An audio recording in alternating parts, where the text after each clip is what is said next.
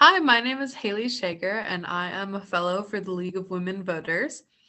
This is my first year working with them, and we're making this video just for anybody who it might be their first time voting, or they might be voting for the first time in a long time. You might be unfamiliar with just basic voting things. So here to speak a little bit more about this is Gretchen Sabel, the president of the League of Women Voters ABC League. Hi. So not only am I League of Women Voters president, but I worked as an election judge for decades. So I know this stuff pretty well, and I'm happy to be chatting with you about it. First off, we're going to talk a little bit about where you go to vote, and then we'll go more into some other things. So I'm going to share my screen here. Before you go to vote, you're going to want to kind of think about who you want to vote for. Because when you look at the ballot, you're going to see all these selections. Oh my goodness, you got president, you got Senate, you got House, you got local candidates. You're going to flip over your ballot and there's judges. And so how do you handle all this? Well, you need to figure out a little bit about who you want to vote for. And so you can go to a website and find information about presidential candidates. You can chat with people about who they think are good candidates. And so places that I like to go, National Public Radio, they have an election 2020 issue tracker. So you can look at the major party candidates, Democrat and Republican, and you can see what each of those candidates thinks about environment, race relations, COVID, all those kinds of things. So you can compare the candidates that way on the issues. The Minnesota Public Radio with their 2020 voter guide does the same thing for state and House candidates. And then there's all these local races are really important too. You know, the state Senate, state House have candidates running right now. And we also have candidates running for county commissioner. They decide road issues, they decide human services issues for our area, so they're important too. And then our mayor, city council, lots of people running. And so League of Women Voters, we have conducted forums, and you can look at these forums for the different races on our YouTube channel. So that's a resource for you. So you want to kind of know what you're going to do before you get there. And then you can go to this website, minvotes.org, mnvotes.org, and you type in your address there, and that will show you the races in your for your area. And it also tells you where to go to vote. And because we're in the last week before the election, you can actually vote in person at your city hall or at the Anoka County Government Center. And that would be weekdays, 8 a.m. to 4:30, and also 10 to 3 on Saturday. So those are some really good options. You can go. It's just like the same voting experience as you would have on November 3rd. And if you wait until November 3rd, you can go to your local precinct polling place, and that's what you're going to find out. So the locations of all these are on that minvotes.org site, and that's what you're going to do. This is what a polling place looks like when you're going to get there. No matter where you go, there'll be people hidden behind plexiglass and shields. And they're going to use something called a poll pad, which is like a little iPad, and they'll ask you your name and they will look you up and get you registered that way. And so if you're already registered, your name will pop up like these people's did.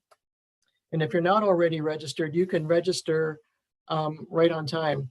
Oh, and Haley reminded me that we need to say that minvotes.org site, you can check to see if you're already registered. So a lot of people, when you get your driver's license, there's a box you can check to be registered to vote at the same time. And if you did check that, then you're already registered. And if you didn't, then you're not, and you'll have to go through this process. So when you show up to vote, any place you go, if you have your current ID, driver's license, learner's permit, or if you've just got that yellow paper, the receipt paper, as long as it has your current information, you can use that to register. Also a tribal ID, as long as it has your address and you're in the right location. If you don't have that, but you do have one of these photo IDs that you see here, so that would be an expired driver's license, a US passport, a tribal ID, high school ID even, something that has your picture so it identifies you. And then you need some other proof of that you're there. And so you can bring a bill for phone, TV, or internet, rent or mortgage. If you have a bank account or a credit card that shows your current address, you can use that as well. So you can bring your wrong address ID and something that ties you to that address. So that's another thing you can do. Or you can bring someone with you who can confirm your address. So that would be a parent, an older sibling, a friend. As long as this person is registered in that location to vote, they can vouch for you. So those are some things you can do to get registered and to get your ballot. I'm going to stop sharing here for a minute, and we'll talk a little bit about what happens then. So once you go through all this process with the sign in, you'll get a little slip of paper, and it's just a little tiny paper, and it says voter receipt. And you take your voter receipt to a table, and they will give you a ballot. I think I forgot to talk about some of the important things when you get to your polling place. So when you go to your polling place, there's going to be a greeter, and that greeter will talk to you and make sure you're in the right place, because it's really frustrating if you have to go through all the steps and then find out you're in the wrong place. So they're going to try to get you sorted, get you to the right place if you're in the wrong place. And then you go through that process I described with getting your voter receipt. And then you go to the ballot judge, and the ballot judge will give you a ballot. And you get your ballot. And then,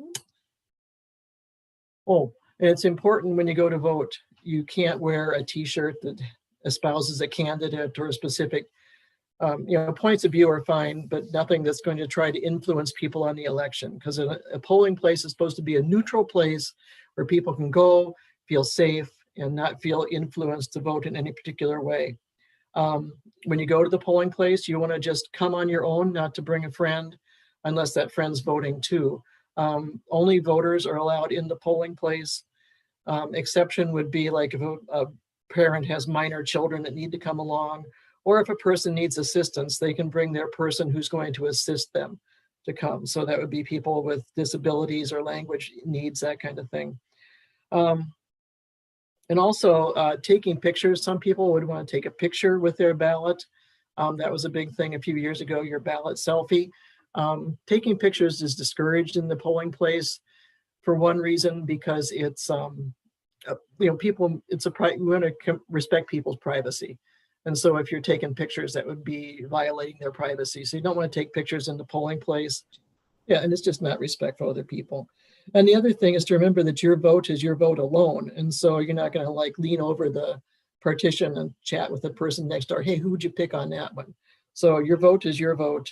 We have seen it where kids come with their parents and they want to go confer with their parents before they fill in the ovals. And it's your vote. You're over 18. Vote your own way.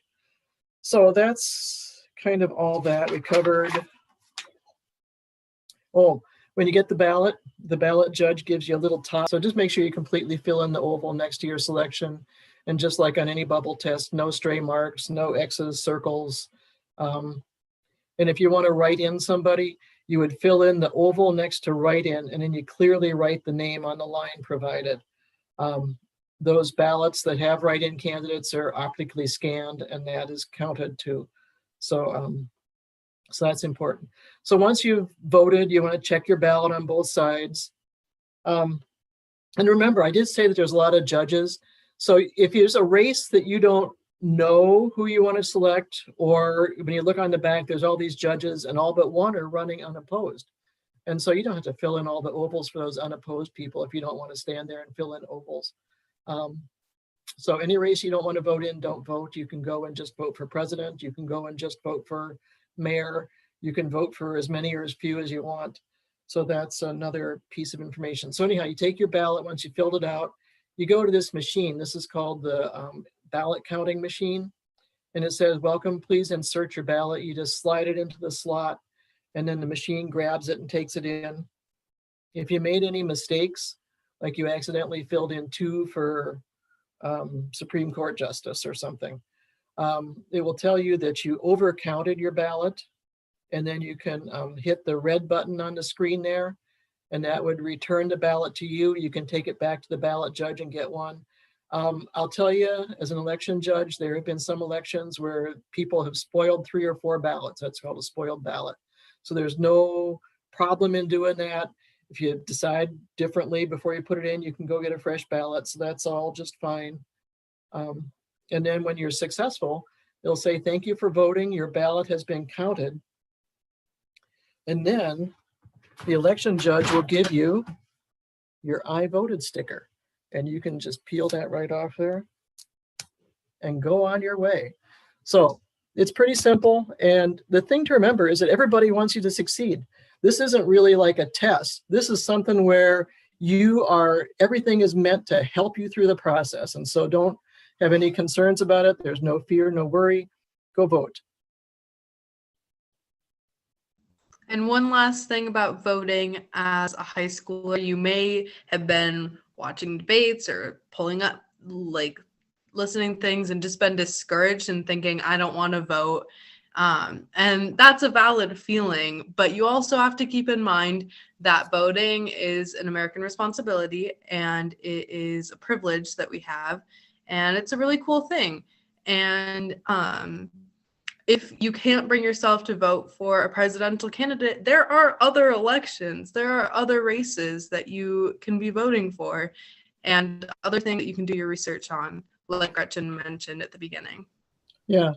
Well, I want to say too that when you look at the ballot, all you hear about is the Democrat and the Republican, but man, there's like 8 different candidates there for president. Mm-hmm. So you can pick the Legal Marijuana Now party candidate or the somebody else party now.